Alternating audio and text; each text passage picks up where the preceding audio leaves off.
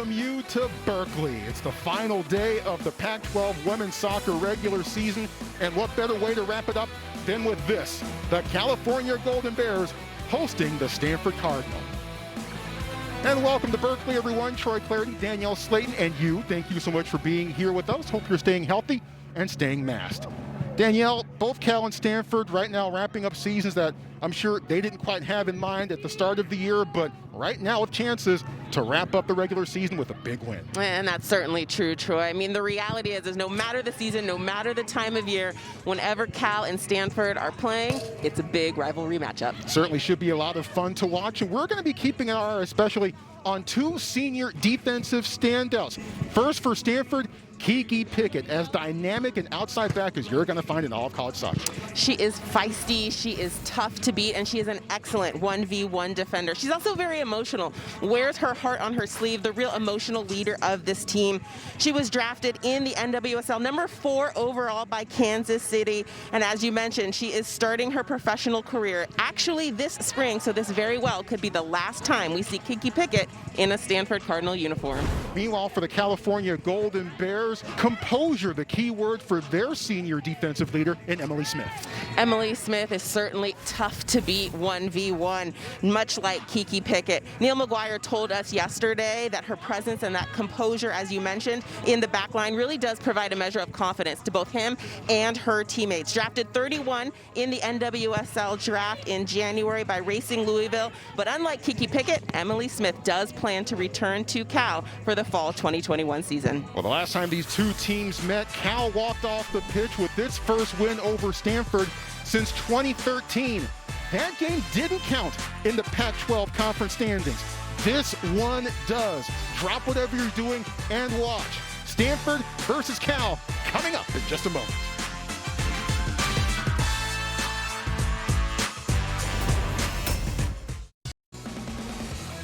Pac-12 women's soccer is brought to you by State Farm. Like a good neighbor, State Farm is there. And we are up the hill on the Cal campus, coming to you from Witter Rugby Field, the temporary home of California women's soccer for the year. Stanford versus Cal, not much more needs to be said. Let's start playing. Look at the series history between these two. Cal with the win earlier this year. That snapped Stanford's 6-match unbeaten streak against the Bears, and it was the first one for Cal over Stanford since November of 2013. But today, they can get their first win at home over Stanford since November 5th, 2006. So plenty at stake historically for both teams. There's Cal head coach Neil McGuire in his 14th year running the show for the Golden Bears. Grateful that his team can get to this point, as there was no real indication until very early in the year that we were even going to have a season. But here we are, and there is Paul Radcliffe, the head coach of the Stanford Cardinal, in his 18th year. Both of these guys love this rivalry. I'm looking forward to it today. We see two of these coaches, longtime coaches in the Pac-12, a wealth of experience between the two of those gentlemen. California 5-6-1 on the season, 3-6. 11th in Pac-12 play. Meanwhile, Stanford 5-6-2, 4-4-1, and in 5th place in the Pac-12 as we enter the final day of the regular season. The title's already in hand, claimed by UCLA. They won it last Friday and hoisted the trophy on Sunday. Beautiful day in Berkeley. My phone says it's 57 degrees. I say it's closer to 65, but it's still a gorgeous day here in the East Bay as it's come to this. Here in the regular season, Cal versus Stanford. First, the moment of solidarity.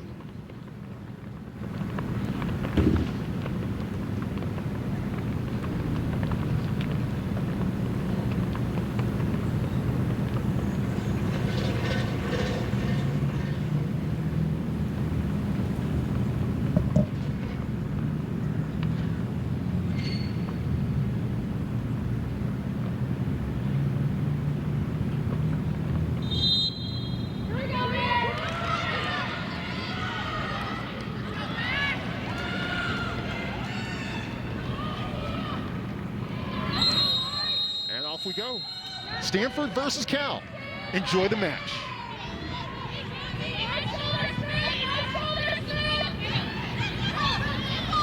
Paige Rubenstein with it. Far side, Maya Doms, her first touch of the game. The bump from behind. And here come the California Golden Bears. Talking to Paul Ratcliffe in preparation for this match, he thought that the first time these two teams met, he felt that his squad, Stanford, perhaps got a bit too caught up in the rivalry. Didn't quite get as settled and do the things that they normally try to do. He wants to make sure that this is a soccer game and not a rivalry game, so to speak. Well, Stanford's at its best when they're possessing the ball, they're playing, they're moving the ball from side to side. And when they get caught up in the emotion of it, they're less effective at the way and the style that Paul Ratcliffe hopes to execute. Take a look at the California Golden Bears lineup. One young lady who had a terrific game the last time these two met was Angelina Anderson, the keeper. Yeah, her poise and her presence in goal for Cal is just huge. She's one of the best goalkeepers in the Pac-12, and I'm actually looking for her response to today. They did give up 8 goals last weekend to USC and UCLA, so big task ahead, and I'm going to be watching Angie Anderson here today. Had 9 saves and the shutout against the Cardinal in March. Might get tested here. Maya Doms outside the box, uncorks, and lets fly, but it goes to the left of the post. The Stanford lineup, their attack led in the most part by Savannah Coleman. And she's somebody who I certainly want to keep an eye on today. She's going to be testing Angelina Anderson in goal for Cal. She's working her way back from injury, but Paul Ratcliffe told us she's gaining sharpness. She's really starting to come into her own and fulfill the shoes of some of the Cardinal forwards of late who have departed, the likes of Katarina Macario and Sophia Smith. So big shoes to fill for Savannah Coleman. It was Coleman versus Anderson in the late going of that match that night of March 20th at Kagan Stadium. Penalty kick for Coleman in the 88th minute, and Anderson stopped cold and helped preserve the Bears' 1-0 win over Stanford that day. One name that you did not see in the Cal starting lineup is Emma Weston. The senior from Stockholm has not played since March 28th. Unable to go here again today, hasn't trained over the past few weeks. Natalie Houston, a sophomore from Newport Beach, getting the start in her stead. Where are you standing? Weston tied for the team lead in goals with 3, sharing that distinction along with Keely Roy, who showed a bit of a scoring touch of late for the Bears. And Emma Weston, very dynamic up front, certainly a loss for Neil McGuire and the Cal Bears. A senior, likely to go play professionally, I'm thinking, in Europe, but somebody who will likely come back next fall season, much like her counterpart in Emily Smith. Well, here's Samantha Williams. She's got a lot of soccer in front of her as she makes a veer towards the goal mouth and skips it, whereas Anderson recovers it and stops the play. Williams, a very impressive freshman from Laguna Beach, did the bulk of her scoring in the early part of the season, did score against UCLA on Sunday. She's a quality player. I'm going to be eager to continue to watch her evolution and growth over the course of her time of her collegiate career. Right now, you saw a good example of it. She's somebody who puts her head down and dribbles as quickly as she possibly can to try to get to the end line. That's certainly dangerous, but the next level for her is to be able to do that occasionally and then slow down, pick her head up, look to combine a little bit. That's so much harder to defend when you never know whether an attacker is going to sprint at you at speed or put the ball down and look to bring in her teammates in that attack. And I'm sure you'll see this during a couple of occasions throughout today's match, but she has savvy, especially with defenders around her, able to make the right touch to get a little bit of space. Aim towards Houston, goes beyond the back line, goal kick for the Cardinal. Good stuff, Cardinal. Good defense. Stanford's keeper is Katie Meyer, redshirt sophomore from Newberry Park, California. There is Paul Ratcliffe. Coach of your reigning NCAA champs. Yes. Feels like ages ago, and yes. It was. That day, that night in San Jose, early December of 2019. Cardinal beating UCLA in the semis, and then knocking off North Carolina in as dramatic a fashion as you could possibly come up with. Kiki Pickett with the clinching penalty kick to win the national title. Katie Meyer, of course, with some big saves.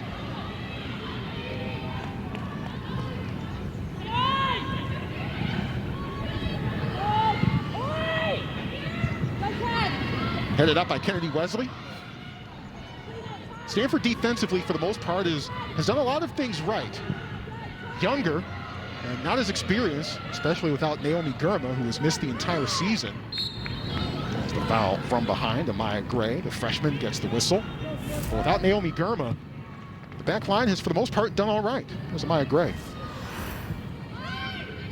You're right, Troy. That loss, though, of Naomi Gurma is a significant loss for Paul Ratcliffe, for the Stanford Cardinal. But we have seen their two central defenders really gain some experience, and that's so critical. I mean, you look at Stanford and you look at how many young players they have on this team, 18 underclassmen, if you will, and only 7 upperclassmen. So getting those minutes and that experience is going to bode well, particularly because all of these players may have an extra year of eligibility, if you will. So you're kind of getting free experience in some respects in that way. Some of the young ladies who are listed as seniors on the Stanford roster and the Cal roster as well, you'll be seeing them again in the fall. Of course, Kiki Pickett is not one of them, as we've mentioned. She is off to the NWSL. She's done with school, so that is already tightened up. She is looking forward to the next chapter of her pro career. And I'm looking forward to seeing what she does up there, too.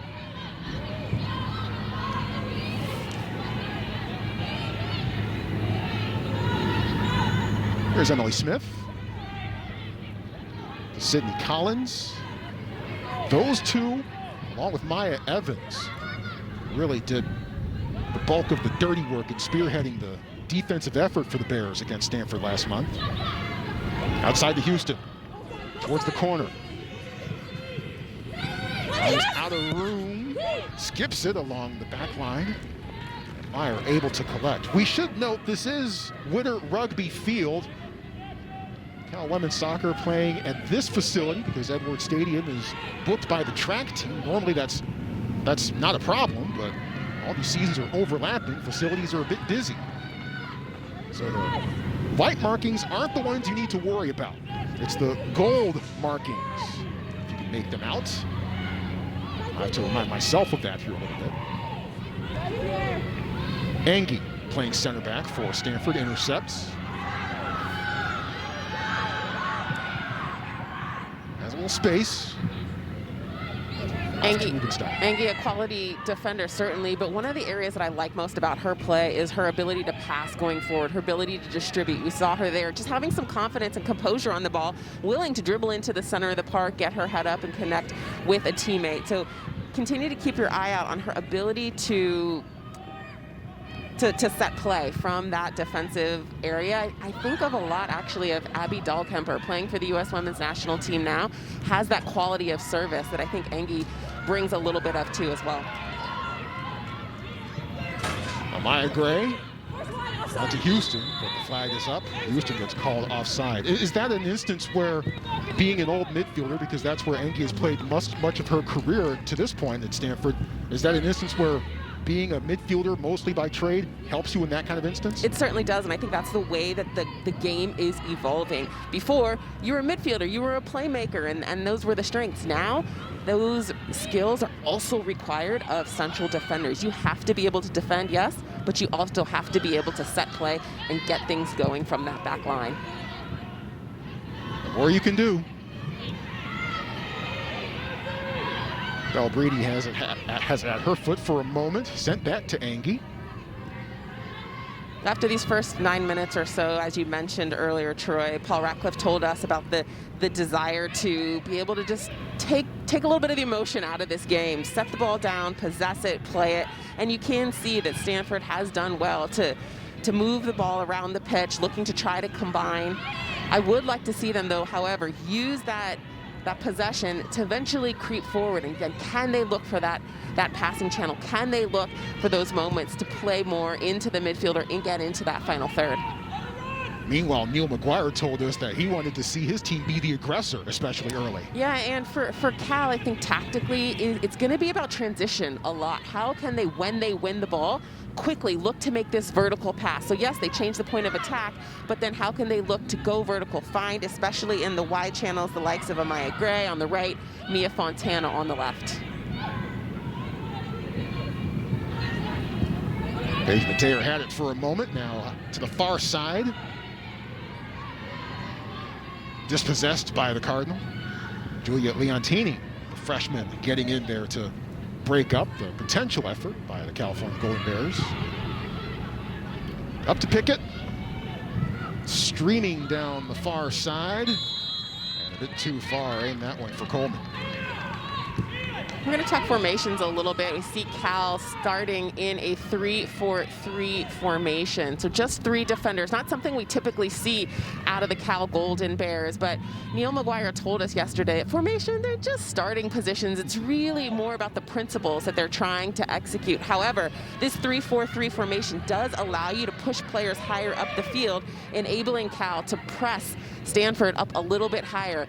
And that's an important tactic when you're playing against Stanford. You can play a low block, you can try to weather the storm, or you can go after them a bit. And as you mentioned, Cal really trying to be the aggressor, win the ball higher up the field, because you know what then? You have less distance to go to the goal you're trying to attack. Wesley plays it back to Engie. Pickett sizes things up. Back to Engie. Katie Meyer calls for it. Meyer voted team captain along with Pickett and Naomi Girma. Leaning towards Williams, doesn't get past Collins, however.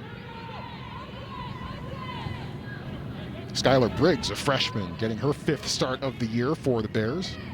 From Torrance, California, has it now. Tries to squeeze it to Gray, no doing.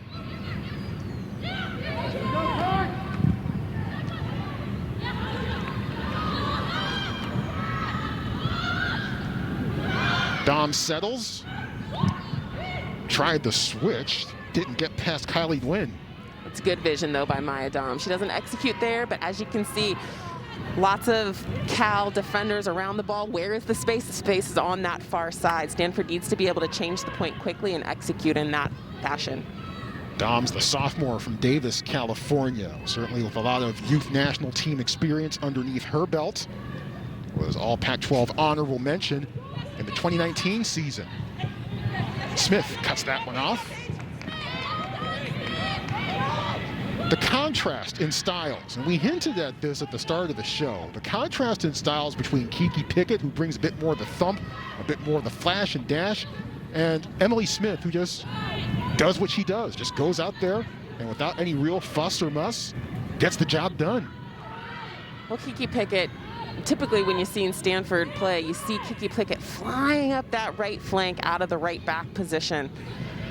You don't see it quite as much this year because they haven't been able to possess through the midfield or hold on to the ball up front, allowing her the time to be able to go forward in the attack, as we have seen in years past. Emily Smith, also on the flip side, I think she's known better for her defensive presence. You don't see her as somebody who's flying forward, so you don't have that attacking side to her game. I think that's going to be her next evolution when she gets to the pros. How can she continue to be a better decision maker? How can she continue to be better in possession going forward for her professional Louisville team?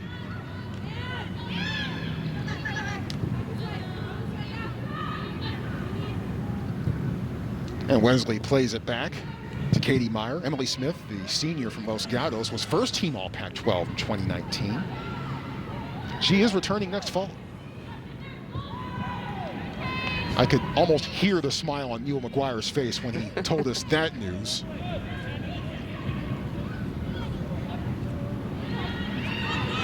Turning, looking, trying to link to the far side. Doms had Harbor on the switch, but I'm not sure that she saw her there. Was swarmed by a couple of white shirts who peskily got in the way.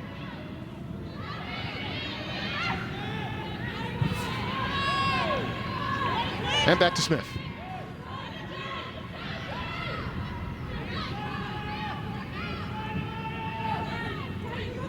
Briggs skips off of Harbor, but finds its way out to Gray, who centers it. Aimed it for Mia Fontana. Could not quite find it. And Cal having some success up this right flank. Looking at Sydney Collins combining with Amaya Gray on the right side. And I actually have to say, I'm a little bit surprised at how low pressure Stanford is playing. They're really that line of confrontation where you see the forwards, Savannah Coleman, Sam Williams, really engaging the defenders is lower than I would have expected. So I'll keep an eye on that and provide some more thoughts as the game progresses. But I think I'd like to see them start that line of confrontation, that pressure just a little bit higher. Doesn't have to be all the way to the goal, but a little bit beyond the half-field line would be my preference. Here comes Keely Roy into the match, replacing Skylar Briggs. Roy, the sophomore from Sebastopol, started her collegiate career at the University of San Francisco, was West Coast Conference All-Freshman in the 2019 season. Had a goal against Arizona State down in Tempe a couple weeks ago. That goal tied it, and Cal won it in double overtime. Cal's 2 key wins this year against Stanford last month, and at Arizona State, the Sun Devils were ranked number 16 at the time of that result a couple weeks ago.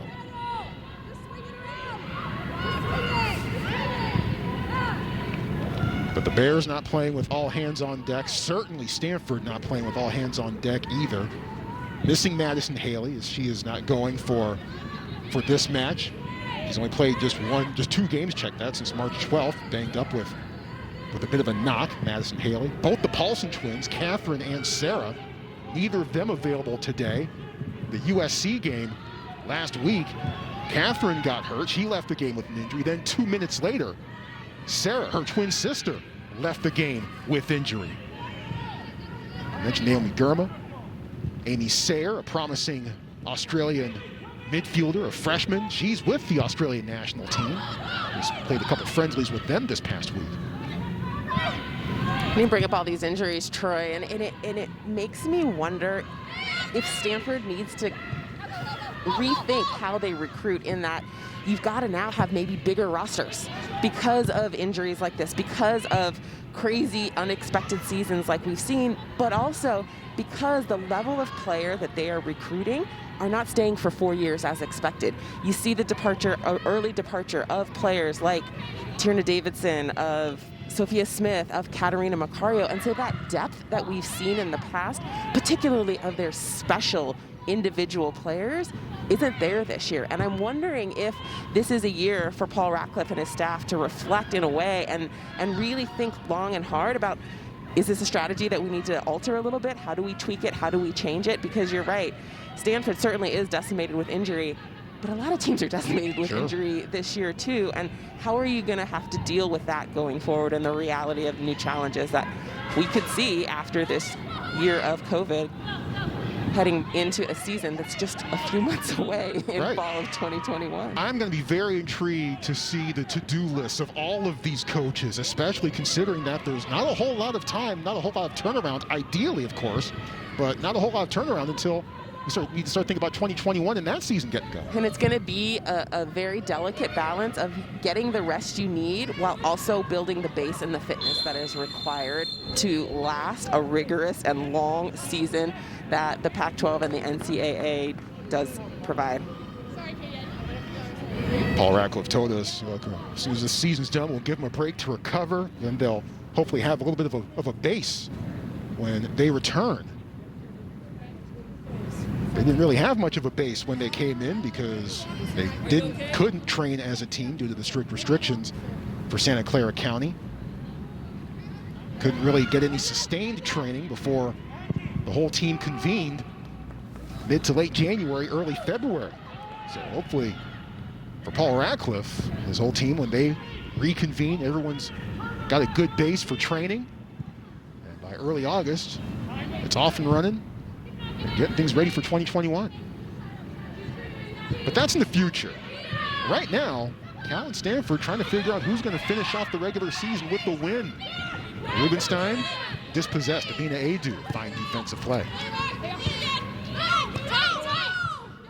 And this game really is a little bit about bragging rights and ending on a positive note to a tough and challenging season. Yes, the winner of this game could end up at 500, so technically could make their way into the NCAA tournament selection show coming up on Monday, but the reality is that the RPI for both of these teams are well over 100, and only 48 teams make the women's soccer tournament this year. So the likes of these two teams getting to be able to continue their play beyond today is slim to none. Gray centers towards Houston. Engie gets the better of that one. Collins. Keely Roy towards the penalty spot. Instead taken away by Brady. Hangs on to it. Plays it forward towards Coleman. Trying to turn. Roy. Swarmed by a couple of red shirts. That ball will go in Stanford's direction. I think in a normal year, if this was a 64-team tournament, perhaps, maybe, no, you would think the winner might have a chance. I don't might have a chance, so. But no. Man, I mean, I think it's a little bit of a stretch. But certainly with only 48 going to the tournament. Nice catch along the far sideline. And the tournament being moved in its entirety to North Carolina. With Selection Monday looming just around the corner. And Stanford looking through some notes. Their streak of 22 straight NCAA tournaments in serious jeopardy. You got to go back to 1997. The last time Stanford did not make the big dance, knockout stage. Roy almost had it at her foot, couldn't get it cleanly. Wesley sent it out of there. That was even before my time, Troy.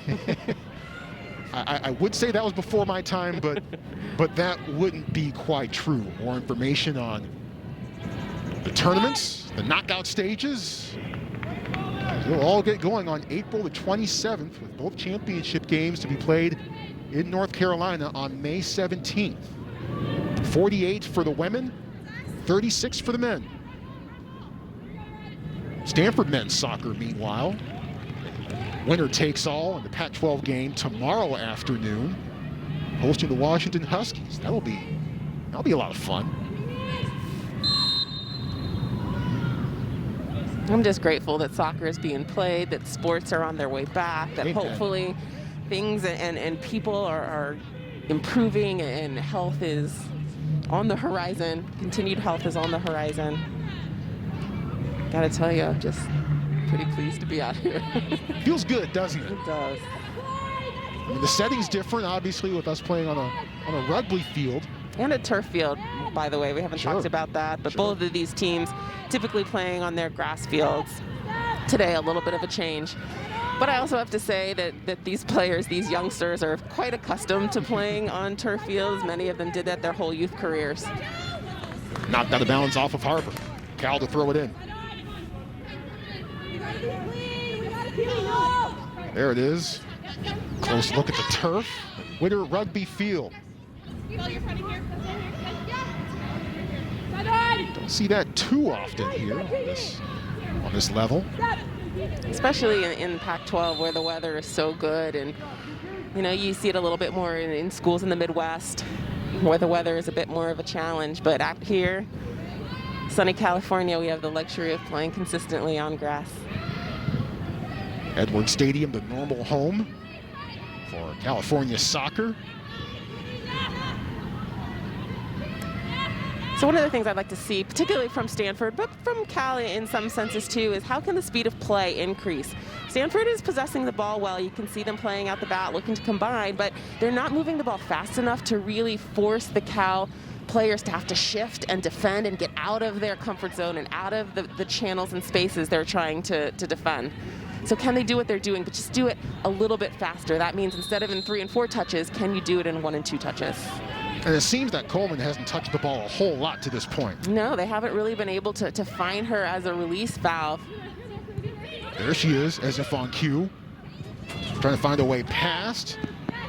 Cal defense hangs in there. Brady tried the hard volley, but it was blocked. The chase is on.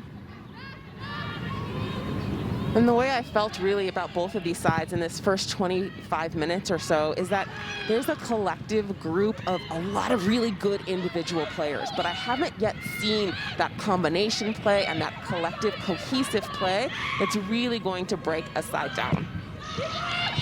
Rubenstein on a couple of hops to Anderson.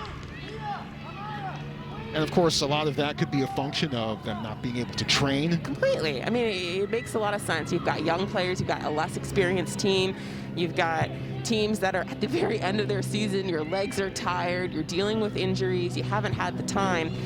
But that bodes well for both of these teams when you look ahead to the fall. So today is about trying to get the win for sure, competing against a rival, but also taking the baby steps that you need to take so when you can hit the ground running in August, you can have all the momentum that you need to have a successful fall season.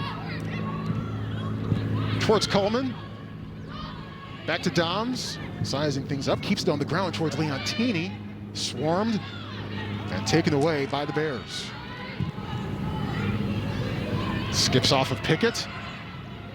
Chasing it down and smartly playing it back to Meyer. And I think you see the difference. UCLA, a team that was able to train, stay together throughout most of the fall. And that difference, I think, has been borne out when you watch the Bruins play, and it's certainly borne out in the standings. As they're at 9-1 heading into today and already claiming the Pac-12 championship trophy.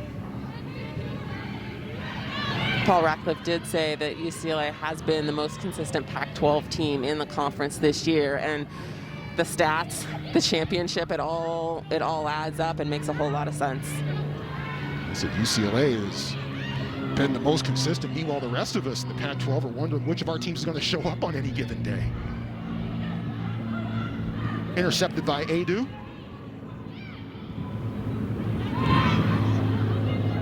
Bears on the move, aiming for Gray. Harbor just trying to shield her off and allow Meyer to claim it.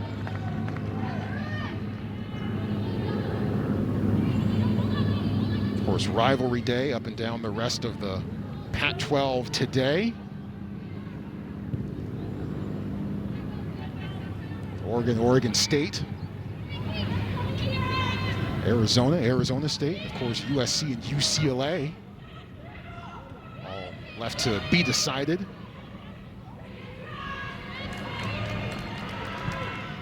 Won again by Adu for the moment. Bears able to hang on to it. Roy. Williams, a bit of a brick wall. Out to Collins.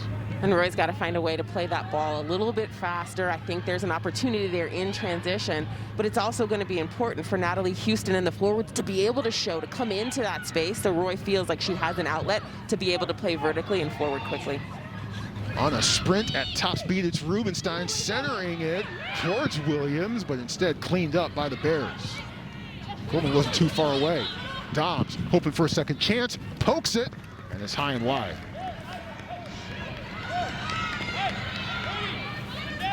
We've seen Maya Doms take a couple of shots from distance here, and I don't think that's the way you're going to beat Angelina Anderson. How can Maya Doms, how can the Stanford Cardinal look to make one more pass perhaps in that final third, right? She takes a peek here, she strikes it well, but she leans back. That's why it goes soaring over the crossbar. But I would like Maya to look to combine a little bit more in that final third. How can she get closer to goal and take a higher percentage shot, really challenging Anderson on target? And that was certainly something that Paul Ratcliffe was looking for, and one of the things that he felt went against Stanford the first time around. Stanford just lashing shots at Angelina. And he said, look, if you do that, you know, she's 6 feet tall. She's just trying to tip it over the top of the net and smile at you. Challenge her a little bit, dribble it in. In that March 20th game, Stanford outshot Cal 21-4. But like you said, Angelina Anderson coming up big when needed, certainly saving a penalty kick, but also had plenty of shots where she was able to easily parry them away. Meanwhile, a Cardinal player down.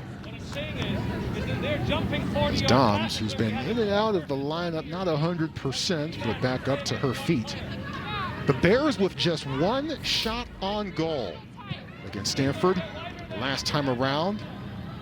As Doms in the traffic, they have taken an appendage of Adu to the midsection, and now Amaya Gray's going into the book.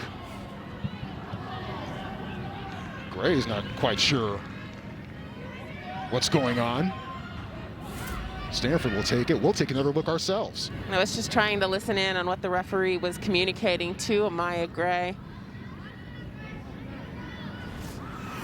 To me, that that play alone not worthy of a yellow card, but perhaps having this conversation, perhaps it's a persistent thing that she's been doing for a few times, clearly communicating though that he knew what he wanted immediately as he walked over to hand her that yellow card. As long as everyone's on the same page, as long as everyone knows what's going to get called and what's not going to be called, you can go forward from there. Gray, the freshman from East Palo Alto, her sister Anissa also on the team. I'll tell you a bit more about them later on in the show. Harbor in the air towards Coleman. Smith got there first. Trying to turn. Lays it out to Pickett. Swept out. Adu. And out of bounds. Stanford to throw it in. That's going to be a fun matchup to watch. If Kiki Pickett does have the ability to continue attack up that right flank, I want to watch that matchup between Pickett and Adu. Both teams making substitutions. Savannah Coleman coming off and Abby Grubel coming in. Lily Arbabaragi, a sophomore from Danville, coming on for the Bears. Grubel, a junior from Santa Ana, and she actually took winter quarter off. So she did not play during the winter quarter. Stanford is on the quarter system, so once winter break was done, spring break was done, Grubel returned to the team, made her debut against USC last week, and had some moments against both the Trojans and the Bruins last week. Not quite as sharp as I'm sure she would like to be, but Paul Radcliffe noting right away, our team changes when Grubel's on the field. One of the things I'd like to see her do here. As Harbor has it, centers it in the mixer. Grubel trying to turn, but prevented. It squirts. Leontini in the area. No. Williams can't get a clean foot and taken out. As I was saying, one of the things I'd like to see Grubel do, and I think it will help Stanford, is really hold on to the ball. How can she be a target player, playing back to goal when needed, getting faced up when needed, but Stanford needs some help building out. Dobbs goes wide again. And being able to possess in and around the midfield and attacking third. You can see her timing is good. She comes and perfectly times cutting right in front of the defender as that ball is centered. Can't quite get the shots off, but she certainly can bring a wealth of possession and help Stanford keep the ball. It's something that I'd like to see them do here in the last 15 minutes of this first half.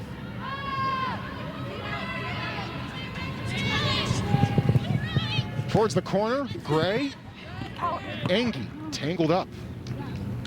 So if you're breaking this game into blocks, and many people do, 15-minute blocks anyway, we're in the final third of the first half. Glad you're with us here from Berkeley. Troy Clarity and Danielle Slayton.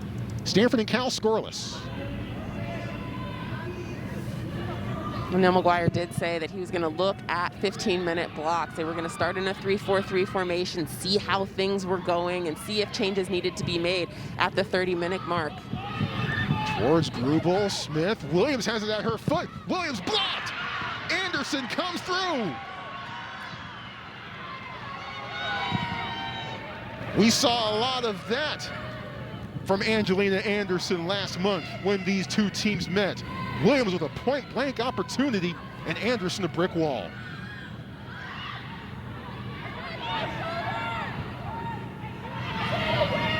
Angelina Anderson, the reigning goalkeeper of the year in the Pac-12, was also freshman of the year in 2019.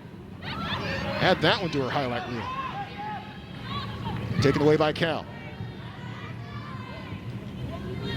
Gray playing it back. Head towards Paige Mateer, junior from Irvine. Mateer, really a critical piece for Cal in helping them change the point. A lot of play does go through her at that number 6 defensive center mid position. Harbor winning the ball. But back to Collins again.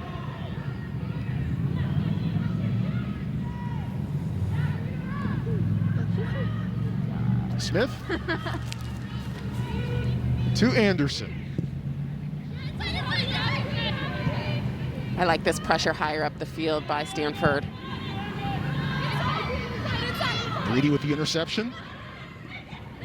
Grubel playing it through, but Anderson gets there first. Brady the closest Cardinal to that one. Abby Grubel coming into the match and making a big difference. We take a look back here at the opportunity. Grubel putting pressure on the ball, and Samantha Williams, oh, she's got to do better with that. But well done by Angie Anderson to get down. Not the easy thing to do when you're 6 feet tall. She has such a fast reaction, and her shot-stopping ability is certainly world-class. I'd imagine height can work both ways when you're a keeper. It's good to be tall. You can cover that distance, but you have to be able to get down and to react quickly. I feel like, I don't know, I'm going to say like 5'9", 5'10" is probably the ideal height. But when you've got the speed and the reaction that Angelina Anderson does, shoot, add those extra inches. Why not? Can't hurt, right? Anderson and Smith as the ball bounces off the referee. Between those two kind of have that, hey, you know, we got this mentality. The team senses that, and they play accordingly. Roy. Chipped away. Harbor's had a couple of fine defensive moments so far. Winning balls, breaking up passes. They're stopping the Bears before they can really get going.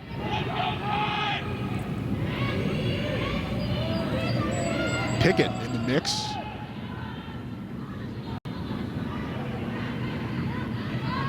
And plays it back to Engie.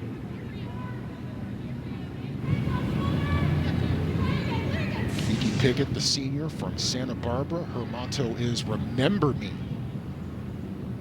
All the things she's done for Stanford, I think that's safe to say that will happen. Certainly at Stanford. I'm excited to continue to watch her play professionally. She certainly has a ton of experience at the youth national team level, but hasn't broken in consistently in any stretch yet with the senior women's national team. I think her chance to play consistently at a higher level, at the professional level, is going to be important if she going to have the opportunity to break into the national team at that senior level. And the reality is that there's going to be some turnover after the Olympics on the U.S. women's national team. Not such a long break until the next World Cup, but certainly some opportunities under a new head coach in Vlatko Andonovski. So players like Kiki Pickett could potentially have some chances. We really need to see her on the international stage should those opportunities present themselves. Goes by Kiara for school. Her family calls her Key. But on the pitch, she's known as Kiki. Free kick coming up for the Bears. Pretty face. Haven't talked a lot about set pieces, but set pieces is an important area, I think, where Cal has to continue to improve, particularly defensively. But here, we'll take a good look. This is certainly within service distance, not shooting distance, but quality service here could bode well for a Cal opportunity. Looking to chip this ball right in behind, far enough away from the goalkeeper so she can't come and get it, though. There it is. Yeah. But Meyer calls for it and is able to claim it easily. I would have liked that to be more towards the far post in that one. And you're really looking for that indecision point. So far enough away from the goalkeeper where she can't quite decide if she really wants to come get it because it's just a little too far. That's the area you're looking to drop that ball. Adu shuts that one down. And the Bears hang on to it. And you hinted at it, Danielle. Set pieces for Cal, defending them. That has been a bit of an issue for the Bears this season. Neil McGuire says, hey, if we've been able to defend a few set pieces, particularly against Colorado and Oregon, and a goal given up to UCLA in the 4th minute of that match last week, he feels they'd be in a lot better shape right now. And it's actually surprising to me because when I think of Cal, I think of a team that typically has a tough battle mentality. And that's really what set pieces come down to. It comes down to the mentality of wanting to win the ball more than your opponent. And we haven't seen that from Cal in a consistent way this year with regards to set pieces. Substitutions for both teams. With reinforcements, there's Astrid Wheeler, the freshman from Atlanta, coming on for the Cardinal. Maya Evans, freshman for the Bears from Millbrae, just over on the peninsula, coming into the match for Cal. And Julia Curtis, who has been placed into the match. She's from Davis, California, transferred over from Santa Clara University, a place Danielle Slate knows relatively well. One or two things. Collins, as that spins towards the back line.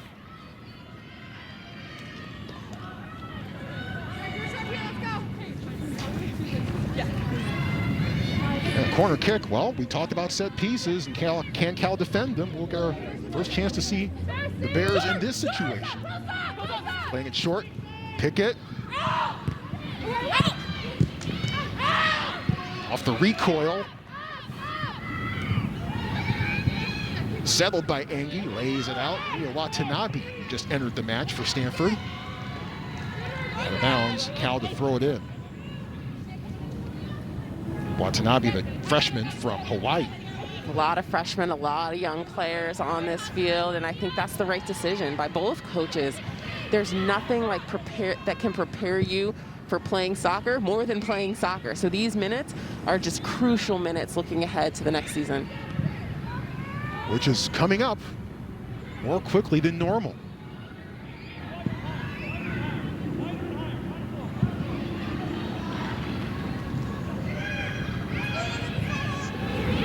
Ahead to Roy.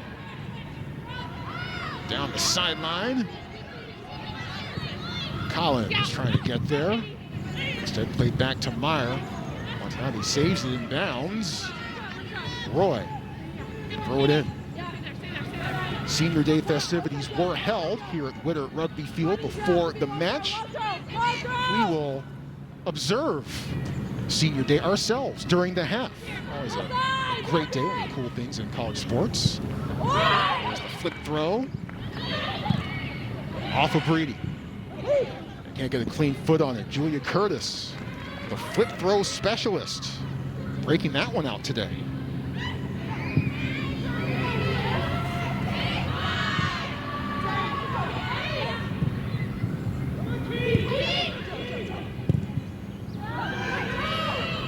Wheeler has a little space behind Harbor, able to hang on to it.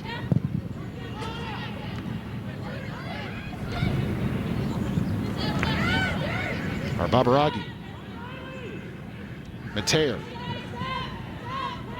Collins calls for it, gets it. Sends it towards the touchline, too far ahead of Curtis. Just one shot for the Bears officially so far in this match. It was on goal. Another look at the flip throw from Julia Curtis.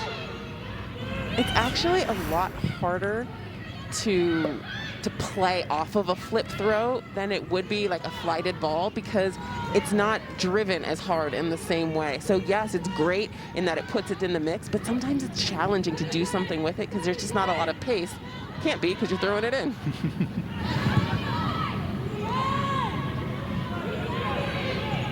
That said, I'm sure that takes a lot more coordination to pull off.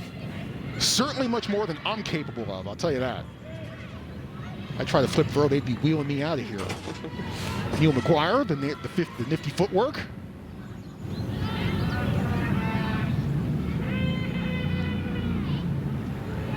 So in thinking about this first half, if I'm Paul Ratcliffe, I'm okay. I'm satisfied, but not overly excited about the way that my Stanford team has played. I'd like to see their speed of play improve. And can they look to find their center forward, the likes of Savannah Coleman or Abby Grubel, and then get numbers around her, numbers around the ball, allowing their outside backs to get forward. Paul Ratcliffe did say he wants to attack the width more. They haven't done that enough here in the first half. Well, here's Williams, centers it off of Grubel's foot and gets it to roll. Wheeler has it. Outside. Towards the penalty spot, trying to turn and fight free. Can't do it. Too many numbers. Of course, Emily Smith in the mix. She knows what to do. For Cal on the the flip side, I think their strength has really been their defense. And I think their defense, aside from the Samantha Williams opportunity where she got in behind one-on-one versus Angie Anderson, they've been pretty solid so far. Attacking-wise, I do think that Cal tends to be a little bit better when they go vertically quickly. So how can they refocus when it comes to their transition? And really, how can their forwards look to collectively try to step up with the loss of Emma Weston, who typically does so well to hold the ball, play make from that center forward position, and turning and being able to create herself as well. So how can they look to go forward quickly and then play that vertical channel and combine if and when they do get into that final third? Well, Stanford hoping for one final chance before the break. Grubel chips forward. Sent away by the Bears towards Roy. 1-on-2. Meyer sends it back the other way.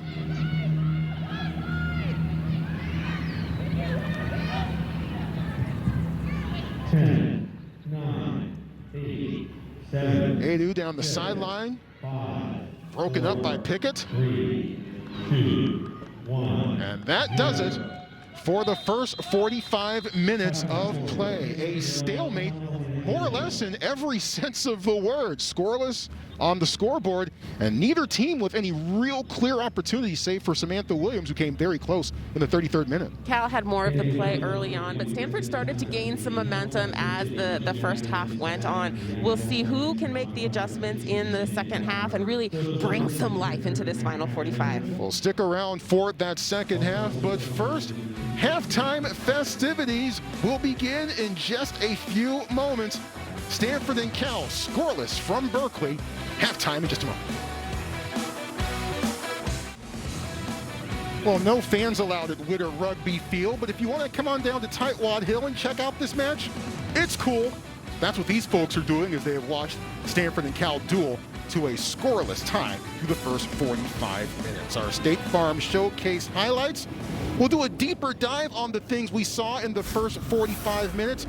Maya Doms, very active in the midfield as usual for Stanford. Maya Doms is their most dynamic player in the midfield, but she hasn't been on the ball quite as much as I'd like to see her. You see her taking the ball up, turning, and driving into the attacking third here, but still really trying to challenge Angelina Anderson from distance. You're not going to beat her from there. Can she continue to find more space and look to combine with the attacking players around her? Getting her on the ball is a good sign, but I'd like to see her do more here in the second half. And Doms can hit from distance, but as you mentioned, against this keeper, maybe a bit better served trying to dribble in and challenge her directly. Speaking of the keeper, Angelina Anderson, 3 saves on the afternoon so far. Samantha Williams, number 25 for Stanford, has probably been the biggest threat for Stanford in the first half, but Angie Anderson certainly up to the task. A key for her is not only going to be able to shot stop as we see her get down and react quickly right here, but she's also done very well to come off of her line when needed, because Cal is only playing with a back 3 in Adu, Smith, and Collins. So she's got to be able to come off and cover more ground than she typically would. You saw the big save off of Samantha Williams. That in the 33rd minute, perhaps the best scoring chance for either team to this point. More chances to come, ideally in the second half. This game has been played pretty evenly, and I think the numbers kind of reflect that. Well, Stanford with the lead when it comes to shots. They need to kind of continue to find a way to challenge Angelina Anderson getting those shots on goal. But this was the story also in their game last month. Yep. Stanford outshoots Cal, but cannot find a way to put the ball in the back of the net. Cal had just one shot in the first half of that match too, but that shot went through. What will happen in the second half? Stick around, grab a comfortable chair. Second half coming up in just a moment.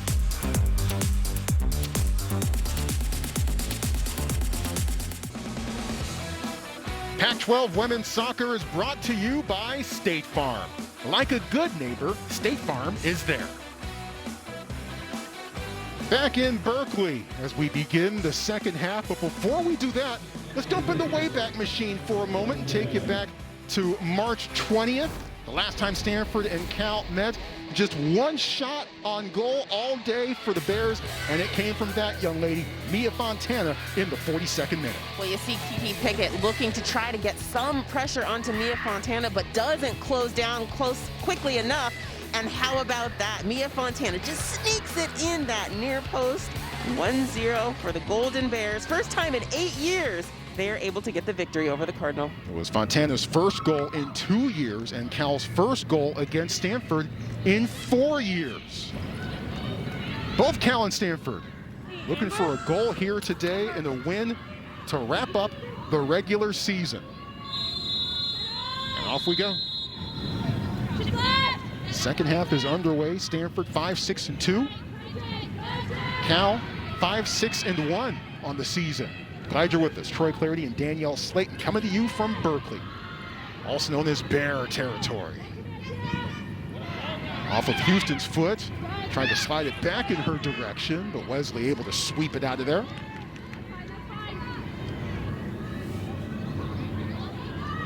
In case you're just joining us, Emma Weston not starting for the Bears, not available for the Bears today once again. This will mark her 5th consecutive match missed due to injury. The throw in to the box.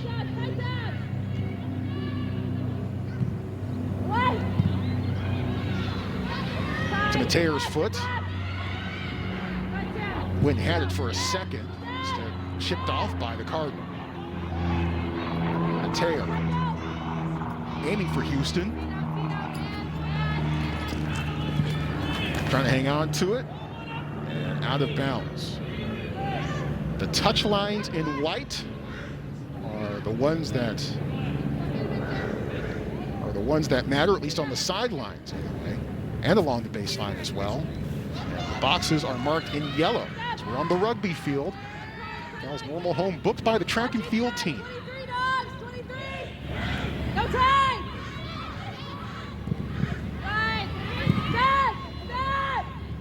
To Adu.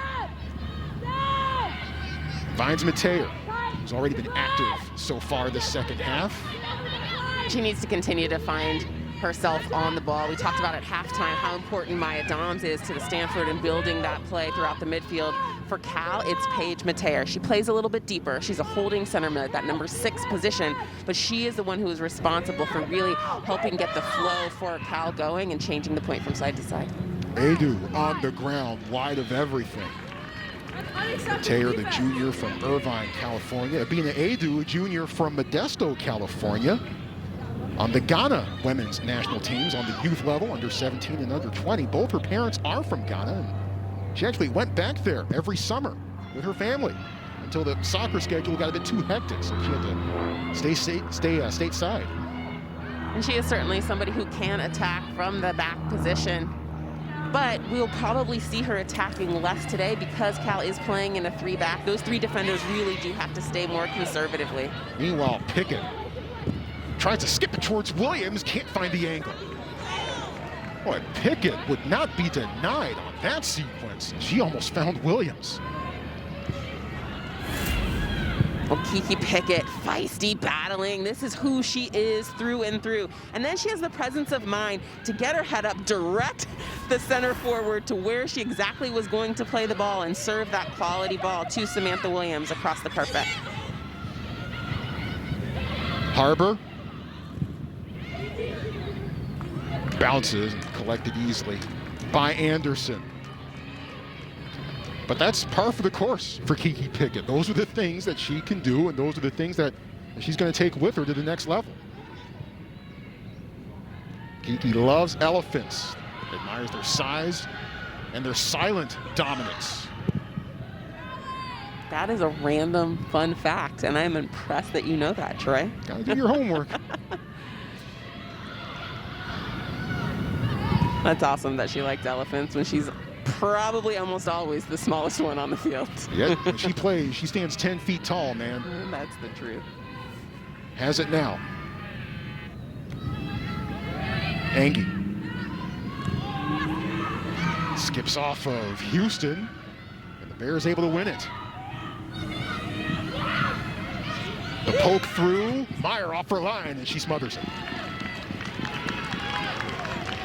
Mia Fontana was in the area. And this is an opportunity by good defending. You see number 25, Mia Fontana, looking to slip that ball in, but it was Houston who put the pressure on the back line of Stanford and really forced that turnover. Neil McGuire talks a lot about transition, and that's a good example of a transition moment for Cal. Meanwhile, at the other end, Leontini for the Cardinal, looking for a way through. Gets some space, and on a couple of hops, Anderson goes down to get it. I expect this game to continue to open up the longer we go, in part because your legs get more fatigued, the game stretches, you don't always step up and stay as compact as you can, but I do think that that space is going to prove to provide some opportunities for either side. It's really a matter of who can stay focused, who can grind it out, knowing you're tired, knowing it's the end of the season, and really find a way to put the ball in the back of the net. Well, here's Grubel, right foot, back post, misses Doms. Doms tries to chase it down, keep it in bounds, and does. If that pace starts to ratchet up towards the end of the match, do you think that favors one team over the other? No, I think it favors the team who can really stay focused and make sure they capitalize upon any little mental mistake that the other opponent is going to give them. So I don't think that that's one favors one team or the other. Both of these teams are quality teams. Both have mental toughness. Both have faced an extreme amount of adversity throughout the course of the year. So I think it's really a matter of who can stay focused and who can make sure that they minimize their mistakes. Coleman with the flick to Grubel. Grubel slides it to Williams off the post. How did that not go in?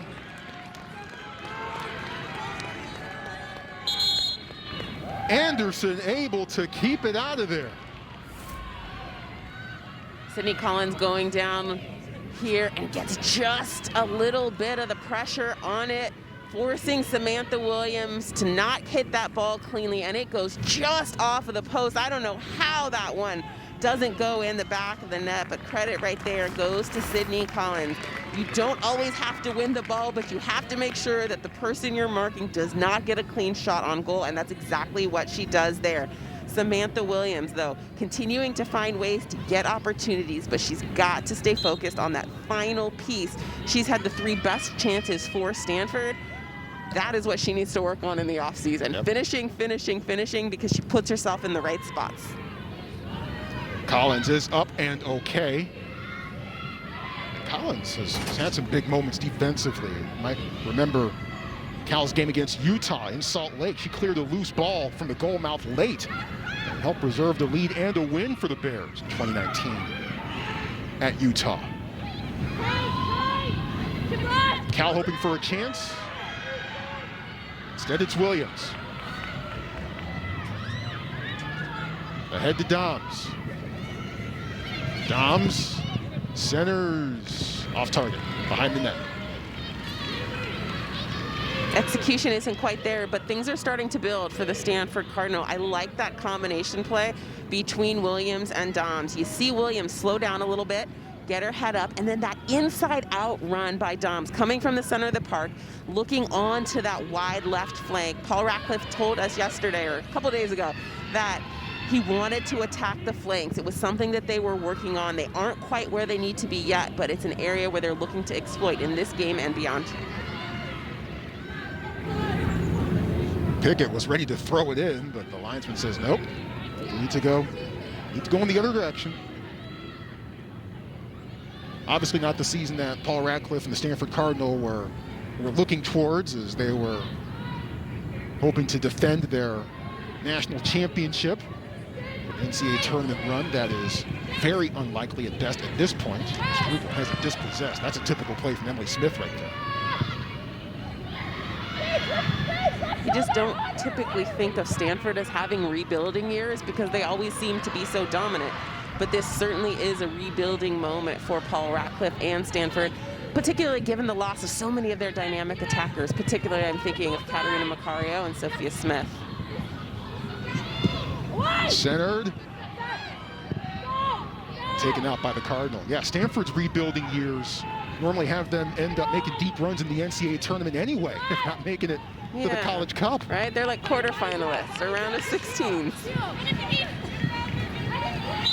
Not so much luck so far this year for the Cardinal. Right now, they're on a 5-game winless streak, actually. They have not recorded a win since March 26th against Oregon State. Since then, tied Oregon, dropped back-to-back games against Arizona and Arizona State. Scoreless tie against USC, and then an overtime loss to UCLA on Sunday. 5-game winless streak for Stanford, the Cardinals' longest since 2005. A lot of longest sinces for Stanford. Not the kind of longest sinces that the program would prefer to be looking at right now. But this season has been what it's been.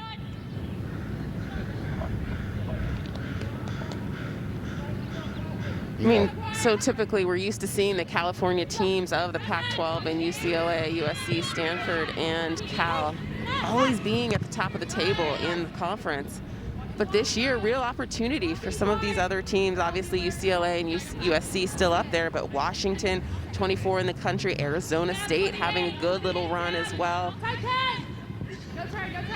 So some fun times, some new faces at the top, which are it's kind of fun to see. I think it speaks to the parity of this conference. Yeah, Sun Devils may be the story of Pac-12 women's soccer this season. With some terrific wins. The only team to beat UCLA in Pac-12 play this year. Took them overtime to do it, but still super impressive stuff. Bruins, Huskies, and Trojans in the top 20. And RPI in the Pac-12. Maya Doms coming off for the Cardinal. Paige Rubenstein replacing her. But a bit of a different look, and you're right. You are used to seeing all four California schools very much in the mix with Washington State sprinkled in there. Yeah, Washington State, I forgot about them. Had a stellar run 2 years ago, 2019, last time ago. Todd Schulenberger and that crew. Been fun to watch that program grow and develop over the past few years under him. Start to put things together. Morgan Weaver, a fantastic player for them, now doing big things in the NWSL. Trinity Rodman as well. I've had the pleasure of watching her a couple times for the Washington Spirit. Special player. She's going to have a bright future for sure. Another look at the RPI. You have to keep in mind those sorts of things. It's that time of year. Unfortunately, Cal and Stanford, not where they want to be when it comes to the RPI discussion at this time of the season. Well, and even Arizona State sitting at 57. Like, you look at how dominant they've been in the conference, and you look at that RPI, and it's my understanding that the NCAA uses RPI really as that final decision-making factor. So could a team like Arizona State miss out on the top 48 of the dance because of RPI? Pickett on frame. Anderson up to the challenge. Like the idea from Kiki. Again, and I do love the idea. And she certainly can put it past the goalkeeper. That's the right decision, far post driven. But again, you're challenging Angelina Anderson. And I just wonder if you can't look to combine and try to get a little bit closer, try to play that ball out wide and perhaps make an overlapping run and get a closer service into the box. Out to the far side. Ahead to Williams. Williams. Skip off the Cal defender. Harbor tries to put it forward, can't do it. Can't put it past the white wall that was in front of her. Well done by Natalie Houston right there to be able to hold the ball, just lay it off, and then Cal has the ability to then play it forward. You play it up, back, and through and out wide to Amaya Gray there. Good little moment by Cal. Pickett again.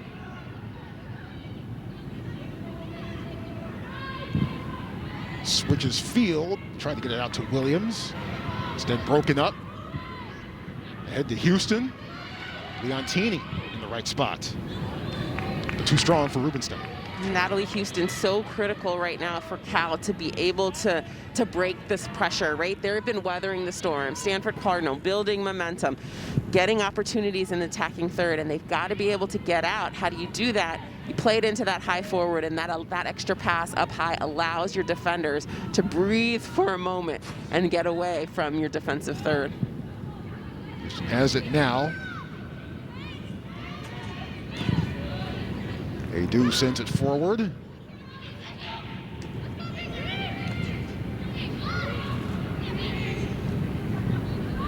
Coleman from behind, and there's the whistle.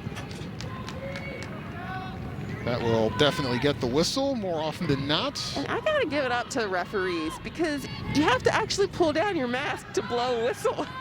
It's not an easy thing to do. The muscle memory. To do things a bit differently now. We all do. As we're broadcasting with the masks on right now. Wesley. Gifford sizing things up. In the corner, Wesley shielding. And the goal kick for the Cardinal.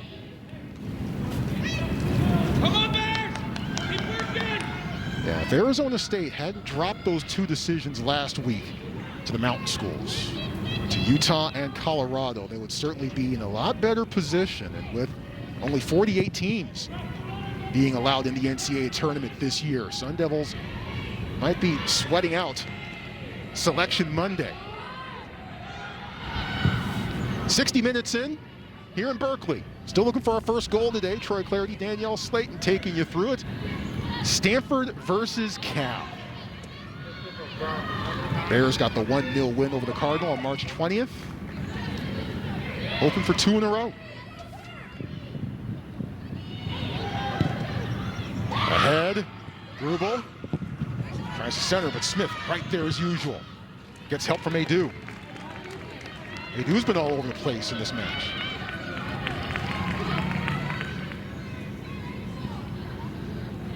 Hey, Mia, front. Yeah, front. Paige, sneak here. Yeah, Paige, if you want. Rubenstein trying to fight off 2 Bears, centers it, deflected off the head, trying to flick it, and instead it's Keely Roy who sends it out of there. Stanford, though, much more aggressive in the second half, first 15, 16 minutes of the second half. And you can see that by the fact that they're sending their outside backs forward more. They're looking to exploit the space behind the midfielders, the outside midfielders of Cal. So how can, for example, Kiki Pickett look to get behind Mia Fontana or Skylar Briggs, whoever's playing out on the side? Williams centers, but it's right there for Anderson to collect. Forcing those players to defend more, sending more numbers, getting more Cardinal attackers around the ball so they can combine. Stanford is at its best when it's moving in flow, it's playing in rhythm, and to do that, you have to have the numbers around the ball to be able to do that. You're looking for the pass, but the challenge is that the run and the movement of the player has to precede the pass, and that's gotten better here in the second half. The pass has to have somewhere to go, right? Exactly. And something that Paul Radcliffe has been talking about all year. Need more movement off the ball. That has been one of the reasons why Stanford hasn't had as much offensive punch for much of the year. Coleman with the goal scoring early in the year, many of them coming in clutch situations, but goals few and far between, just 2 in the past 5+ matches for Stanford to this point. And it's a matter of sharpness, right? It's a matter of time. You're working back from injury. And you're working back from injury in a time where you haven't been able to have a consistent training regimen or rhythm. So it makes sense why it is what it is, and it'll be nice when it goes away. Defending set pieces for the Bears. Let's see how they do here. Trying to turn, can't get a clean foot. Smith hikes it out of there. Rubenstein trying to set it up. Passes up Harbor, instead goes out wide. Pickett. Forward towards Coleman. Off of Brady. Pickett the challenge. Back to Engie.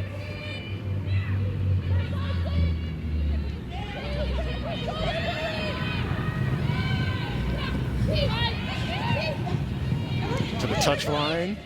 Close to it. Rubenstein left foot. Nope. Sidney Collins on the spot that time. Williams trying to get it back for the Cardinal. Falls to Pickett.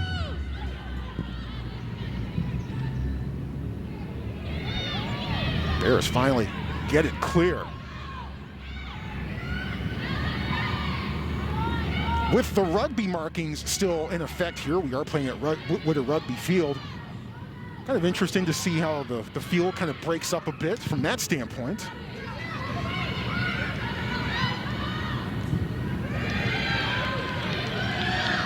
There's Breedy with space and time. Gets it back. Scoots it forward, tries to find Coleman, but instead it's Collins. Spills out of bounds, Stanford to throw it in.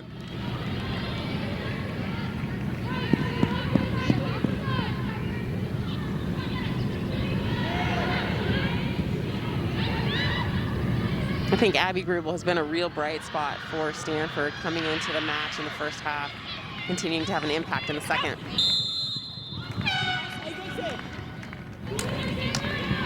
As that one will go in Cal's direction.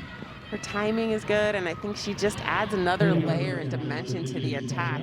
You see her looking to combine in a previous play most recently with Belle Breedy, and I like the two players combining. It's almost as if they were in the same mind in that moment. They just needed Savannah Coleman to get that third player and be in that third man combination. It's not so simple anymore. The game has evolved where it can't just be a simple 1v1, or it can't be a simple wall pass where two players involved. It's those third player combinations. It's the movement off the ball that really is going to draw organized and sophisticated defenses like Cal out of the shape and creating the space you need to actually be able to challenge Angie Anderson on goal. Yeah, you need as many numbers as you possibly can to break the lock that this Cal defense normally is. Riley Harmon in the match for the Bears. Now, unfortunately for Cal, the defense not quite up to its normal standard last week, giving up 3 to UCLA and then 5 against USC. But to this point, the Bears have been up to the task defensively, a bit closer to their norm. Stanford out shooting Cal in shots on goal, 10-1.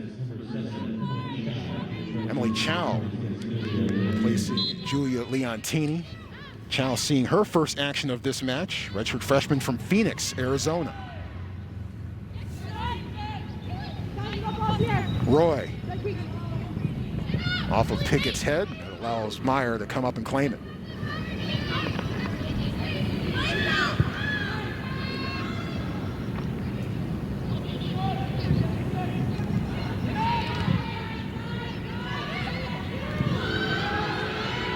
Played back to Anderson.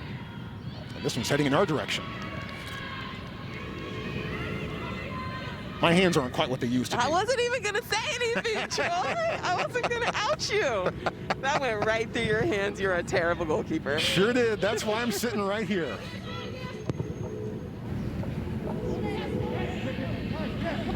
Pickett. Bumped off by Roy.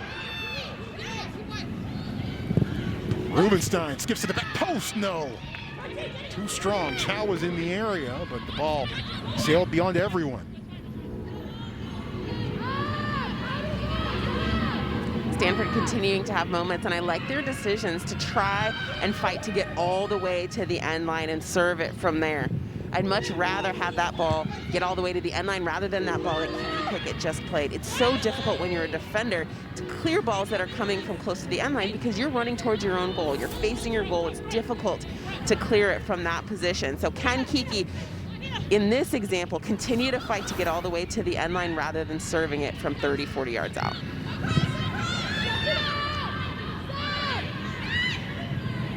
Grubel had it for the moment. Got taken to the turf for her trouble. And it is turf. Now to Rubenstein. Back post, overshot Williams. Starting to see a bit more action on this end of the pitch.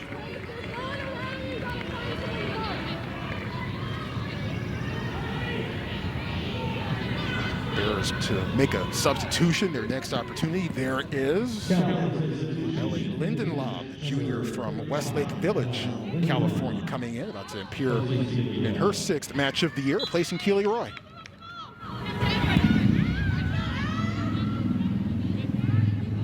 Mentioned it was senior day here. It is senior day here in Berkeley. Stanford had theirs on Sunday against UCLA. Kiki Pickett, the only senior recognized. Other seniors on the Cardinal roster, JoJo Harbor, Belle Breedy, and Madison Haley. And indications are that all 3 of those young ladies plan to return to the Stanford program this upcoming fall. The news there being Madison Haley, who was taken number 7 overall by the Chicago Red Stars at the NWSL draft back in January. And maybe a little surprising, some might think, that she's decided to return to the farm for the fall season.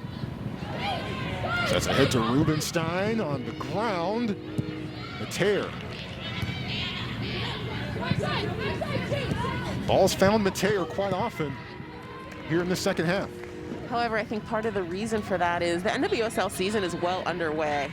And so if you see that you might not be able to break into that starting lineup, if you see that you might need a little bit more experience, a little bit more time, why not go back to your college team, get another year of experience, another measure of extended minutes with your college team, knowing that you can play with your professional team beginning next spring and get a really good start off with preseason and building that cohesiveness with your team. I think it makes a lot of sense for a player like Madison Haley.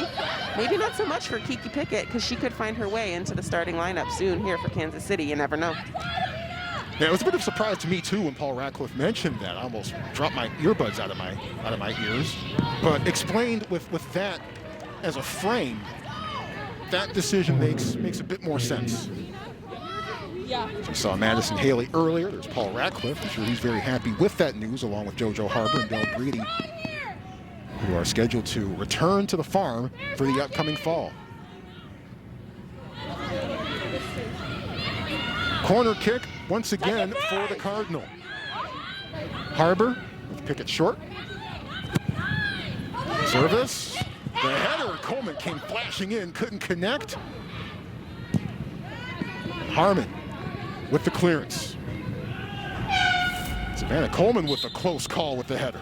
Neil McGuire talking about how his team hasn't dominated inside the 18-yard boxes, how they need to continue to improve on set pieces. And I do have to say, don't love it on corner kicks when teams zone entirely, as you saw Cal do in that replay there.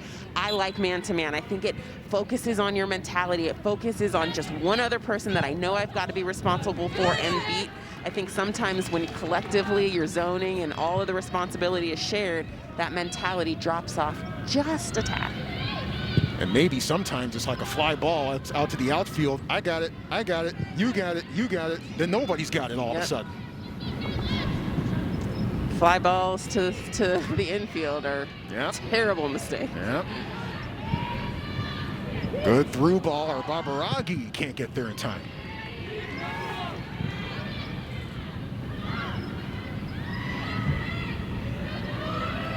Outside the Harbor. Shadows lengthening here in Berkeley.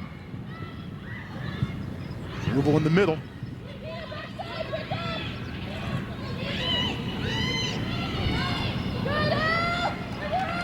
Dispossessed. Curtis ends up with it.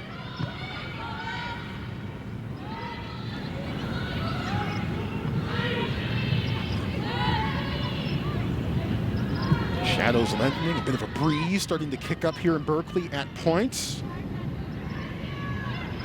Normally they're playing this thing in November, but here we are in mid-April. Trying to figure out who is going to round out the regular season with a conference win. Cal's win over Stanford on March 20th, big for the Bears program. And Neil McGuire said that, yeah, that's my favorite moment of the season so far, just to see the joy on everyone's faces, but didn't count the Pac-12 standings. This one does. Rubenstein. Chipped, the header, spilled, and cleared out by Smith. Coleman, once again, with a near miss. Very courageous right there by Savannah Coleman. But again, perhaps can Rubenstein just get a little closer? It's tough to tell exactly where the end line is from this perspective, but how about that timing to the near post by Savannah Coleman? If you are the first attacker in the box, you always make that difficult, unselfish run to the near post. It engages the goalkeeper, it opens up space behind you, and then potentially, if that ball gets driven into the near post, you're looking to time it so you can just sneak it in that near side. Coleman out, Leontini in.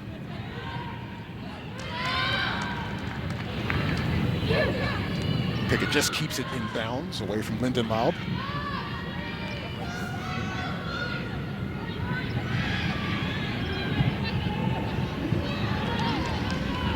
To the outside, and to no one in particular. Bears to throw it in. Coming up on 15 minutes remaining in regulation. Here in Berkeley, Troy Clarity, Danielle Slayton, and you. Thanks for carving out the time. Beyond Briggs to Lindenlaub. Kaylee Gifford.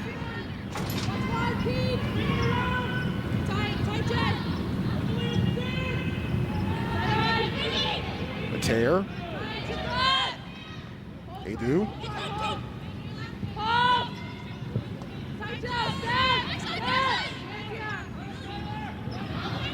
Coming along just outside the 22.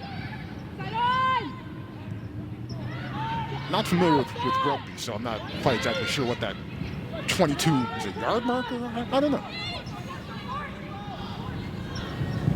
Cal Rugby, of course, a very, very big deal on this campus. Out of bounds. Bears to throw it in. And more substitutions coming up for the Bears. The 22 marking. With the 18 not too far beyond that. And some wholesale changes for the Bears. Amaya Gray, Mia Fontana, Natalie Houston, and Kaylee Nguyen among those coming back in for the Bears. Nguyen, a great story. A sophomore from Irvine, California, made her season debut against Stanford. Played just a few minutes then. He's been a super sub of sorts for Cal. Pickett, the clearance. Well, and all four of the substitutions made by Neil McGuire here were four starters. So giving those women a little bit of a rest here and then looking to really get as much as possible back on the front foot in this final 15 minutes or so. I think Cal started the game very well. They were the better team in the first 20 minutes, in my opinion. But Stanford slowly began to chip away at it. Samantha Williams helped build some confidence with a few opportunities in the first half, and really in the second half, to me, it's been Cardinal on the front foot. However, they have not been able to push it past Angie Anderson. Fontana, the goal scorer for Cal back in March, tries the flick, but it's not there. Pickett breaks it up. It seems like Stanford has done almost everything here in the second half except score. Well, it's incredibly hard to score a goal in soccer. I mean, you see 0-0 score lines fairly often, but it's also the final piece to come. When you're still working on your sharpness, your fitness, your transition, so many things, the actual finishing and being able to put the ball in the back of the net is the last piece to come. Paul Ratcliffe has talked about how every aspect of their game needs to continue to improve. Finishing certainly is one of them as well. Dom's taking off the ball, we play on. Finishing, attacking, transition, defensive structures. All of those things, according to Paul Ratcliffe, need to be improved for the Cardinal going forward as they start to look ahead towards the fall. Mateer once again. Ahead towards Houston. Leslie gets it out of bounds. Bears to throw it in.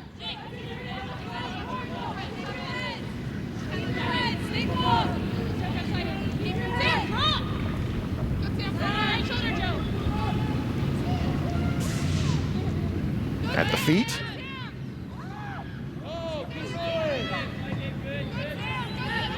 tightroping the far sideline. Eventually, the Bears come away with it.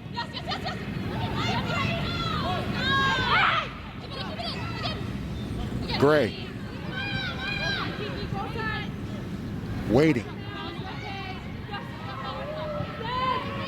Mateer. Trying to fend off Doms. Towards Houston. Harbor.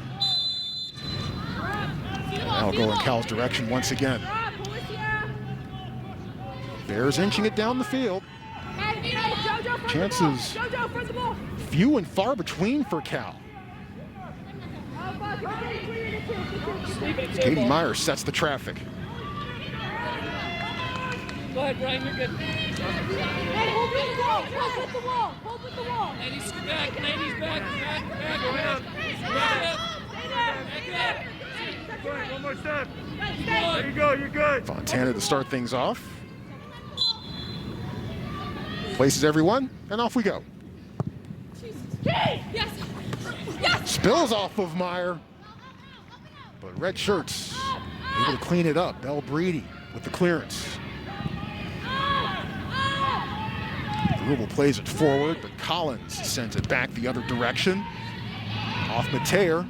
Ball has found her quite often in the second half, especially. Fire the punch into the grass. Corner kick coming up for the Bears with 10 minutes to go in regulation.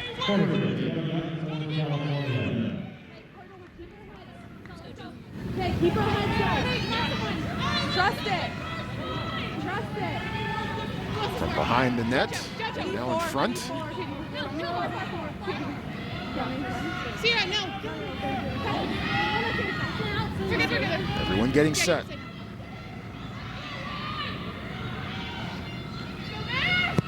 The left foot. The header. Nope. Let's go. Kaylee Nguyen with a chance at it. Was recovering from an ACL injury. That's why she missed the first half of the season. But since then has come through in some big moments. Came up with the assist for Cal's double overtime game winner down in Tempe. Savannah Coleman back in the match. Nguyen rewarded with her first start this year, this afternoon.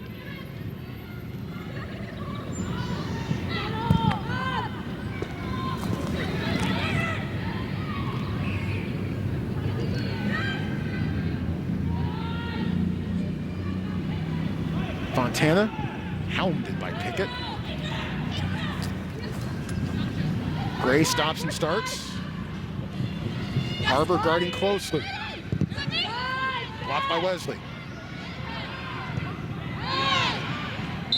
And the takedown on the far side, both Wesley and Amaya Gray. Well, we'll see if we can see any magic happen in this next 8 minutes or so, or if we're gonna head into extra time. But in thinking about some of the players out here who have really made a mark for themselves and have done particularly well for Cal, Angelina Anderson coming up big on quite a few saves. I thought Paige Mateer has had a good match in helping Cal change the point of attack. Yep. And then Natalie Houston having moments where she's really done well to do a lot of the dirty work and holding up the ball for her Cal side, allowing them to relieve some of the pressure they've been under in the second half.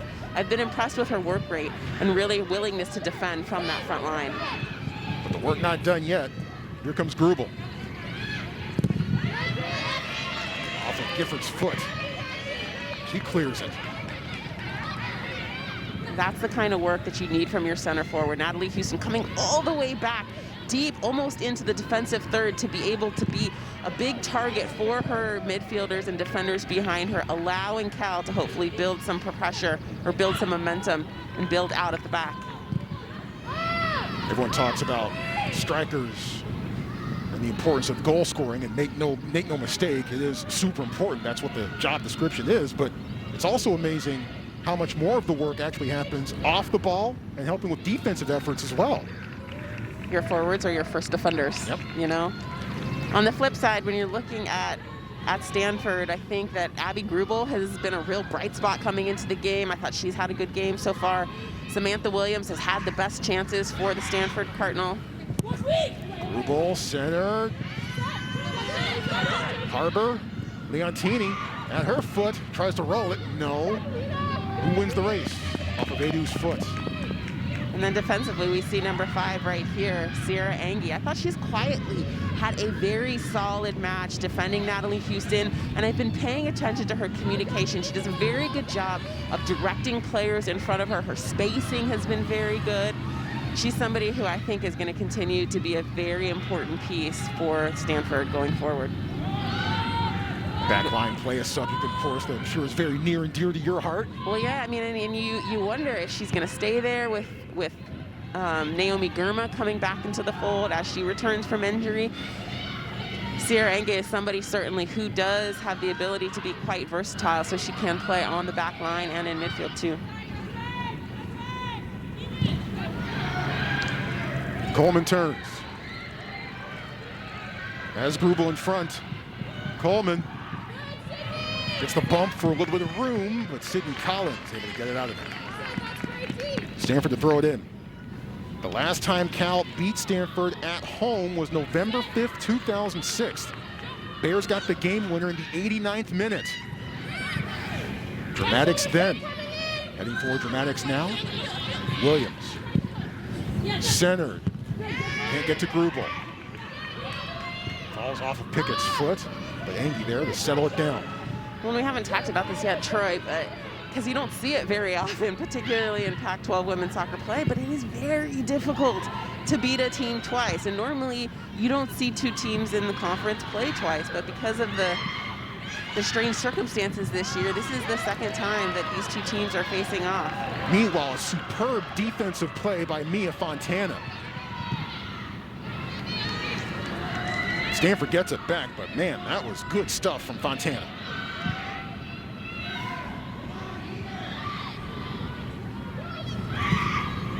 Coleman. Options. Chooses Grubel. Grubel. Fighting for space.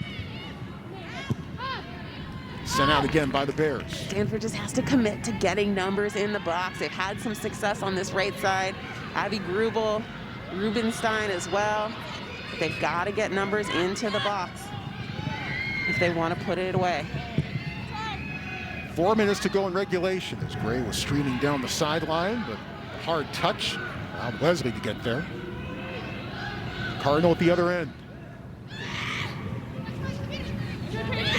Williams. Centered. Too many white shirts in the way of that one. It was aimed in Coleman's direction. There were at least 3 California Golden Bear players who had different ideas. Come on, Bears, keep fighting, keep fighting!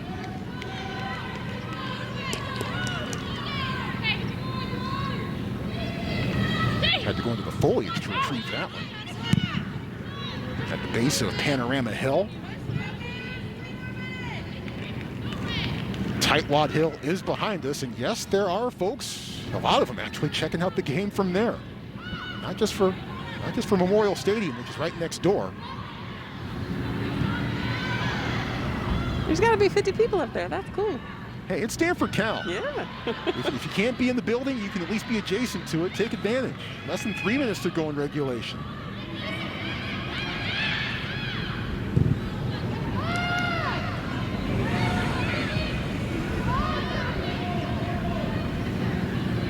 Engie.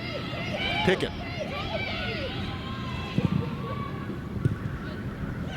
Leontini to step over. Left it for Grubel, gets it back high in the air and almost out of the park. Late substitutions for the Bears. Curtis coming in, and Maya Evans for Cal as well. And also number 15,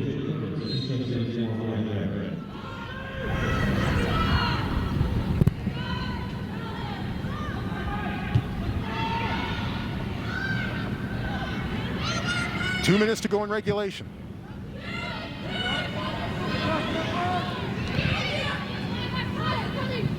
Grubel. Pickett. Hard touch off of Coleman's foot. Smith just lets it roll out of bounds. Coolly, calmly, and with composure. That's what Emily Smith does.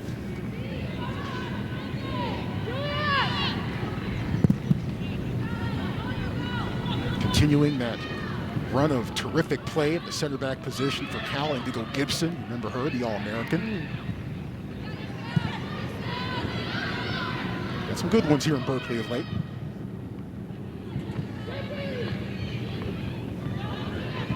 Harvard trying to fight for it for the Cardinal. Curtis settles for a moment. A tackle. And the whistle. Big opportunity here. Just a minute to go. Take your time, get things set up. Get one quality service, because this might be the only chance you get in regular time. With just 45 seconds left to go.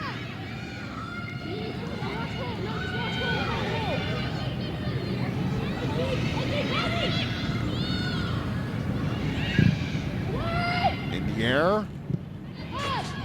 Almost came down to Wesley. Pickett keeps it on the ground. 30 seconds to go. Grubel. Coleman. Shipped out.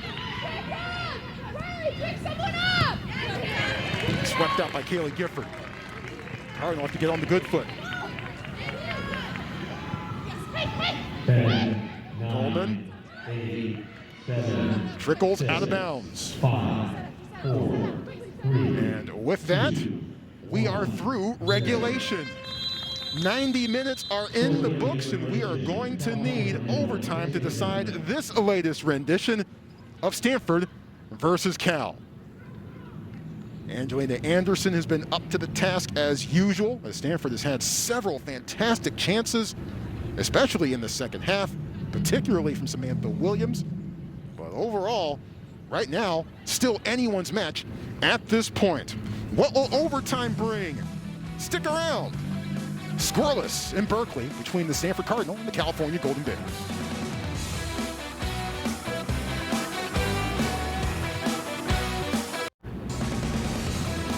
We may be here in bear territory, but a few of our friendliest animals are in the building right now, or at least not in the building, but on Tightwad Hill, and ready for the start of overtime as we're in Berkeley, and Stanford and Cal each looking for the first goal of the match. Troy Clarity, Danielle Slayton, and as you would expect in a shootout, and as you would expect with the California Golden Bears, Angelina Anderson, their sophomore keeper, up to the task.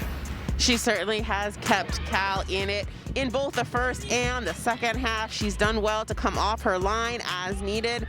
She's paring things away if they're above her head, and she is quick to close down the space and get down low as needed. Stanford in the first half had quite a few opportunities from Samantha Williams, but Angelina Anderson was up to the task. In the second half, it continued.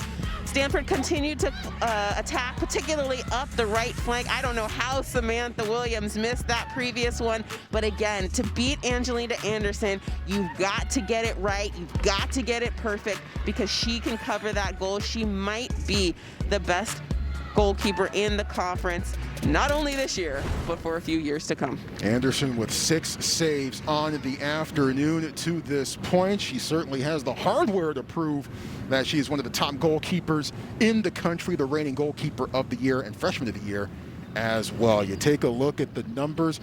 Any particular adjustments you're looking for either side going forward here, Danielle? Well, for Cal, I think they've got to find a way to hold the ball a little bit more. They've been under pressure quite a bit in the second half. So how can they look to release it to their forwards, hold the ball for a moment or two, and allow the midfielder and the defenders to get out?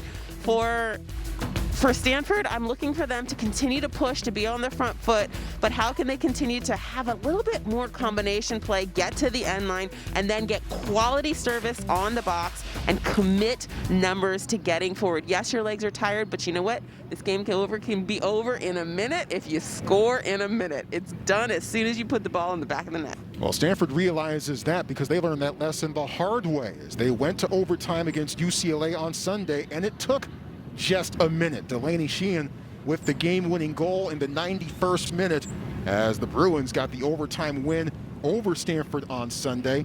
This is actually the 3rd straight match that has gone to overtime for the Cardinal, the 4th overall. And Stanford has not gotten a result in overtime as of yet. A couple of ties to this point, one against Oregon, one against USC, and the loss to UCLA. Meanwhile, for the California Golden Bears, this is their 3rd time in overtime this year. Had a scoreless draw against Oregon State on March 28th, but got the big win in their very next match. That went to double overtime, but down in Tempe, the Bears getting the game winner to beat the Sun Devils 2-1. So the Bears with one overtime win underneath their belt this year. Cardinal looking for their first of the season. A reminder of the overtime rules. We play 2 10-minute overtime periods. If somebody scores before those 2 periods expire, that's it. Golden goal. Everyone goes home. Thanks for coming, and that's pretty much your season for both Cal and Stanford. But if nobody scores before either period expires, then it goes down as a draw. Cal again 5-6-1 on the season. Stanford at 5-6-2 on the year.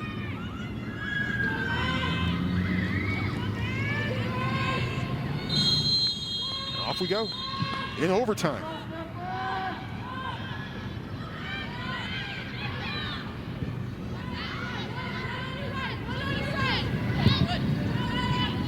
Smith trying to locate Fontana. Finds Juliet Leontini. Instead, she wears red.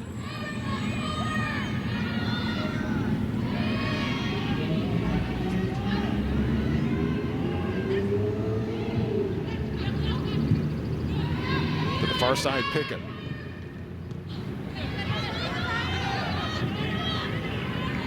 And rolls back to Anderson. Stanford has had the upper hand in this series historically. 22 wins for the Cardinal, 13 losses and 5 ties.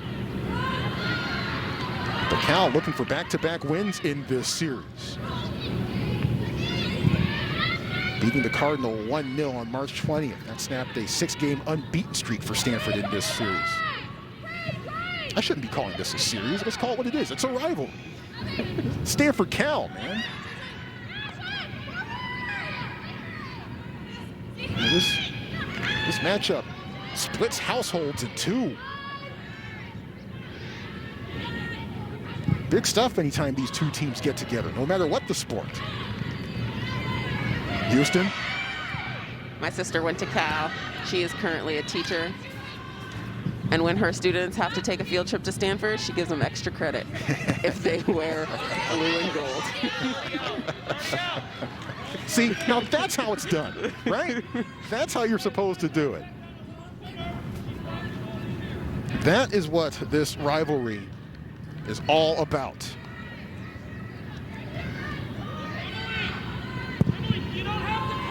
High in the air. Skips off Harbor.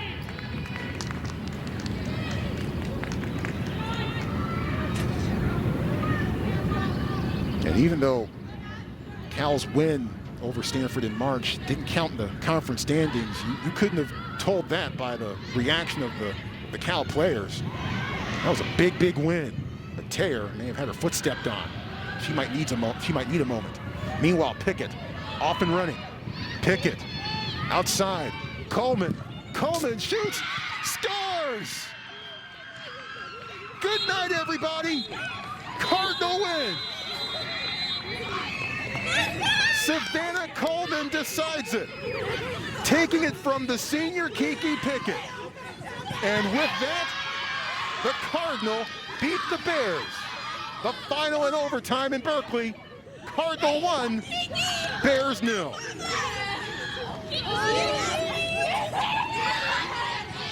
You can just see the joy that her teammates have for her. What a way to finish her career. Kiki Pickett with the assist. Savannah Coleman does so well to slow her run to make sure she stays on side. She takes a quality first touch, gives herself the angle she needs, and opts to go near post here.